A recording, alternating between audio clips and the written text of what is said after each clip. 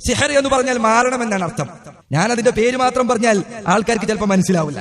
എന്താണ് മാരണം എന്ന് പറഞ്ഞാൽ ഒരാൾ പറയാം, ഉസ്താദേ അസുഖം വല്ലാതെ കൂടിയിട്ടുണ്ട്, എന്താണെന്നറിയില്ല, ജിന്നിന്റെ കുഴപ്പമാ തോന്നുന്നു, പ്രശ്നം ഉണ്ട്. അപ്പൊ ഉസ്താദ് പറയാൻ, നീ ഒരു കാര്യം ചെയ്യ്, ഇതാ ഒരു ഏട്, അതിന്റെ മേലെ കുറെ കുറിയുണ്ട്, അതിന്റെ മേലെ കുറെ വരണ്ട്. അറബി അറിയുന്ന വല്ലവരും വായിച്ചു കഴിഞ്ഞാൽ പദങ്ങളൊന്നും മനസ്സിലാവില്ല.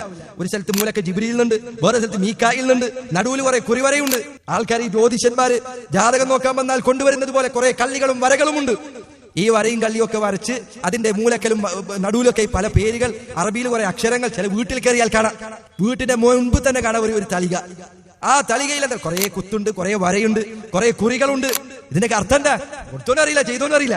ഇതാണ് സിഹർ എന്ന് പറഞ്ഞാൽ, ഇതാണ് സിഹർ, ഇതാണ് മാരണം എന്ന് പറയുന്നത്. ചില ഹോട്ടലിൽ കയറിയാൽ കാണാം, ഹോട്ടലിന്റെ മുൻപ് തന്നെ ഒരു തകിടിന്റെ ഫലം വെച്ചിട്ടുണ്ടാവും. എന്തിനാത്?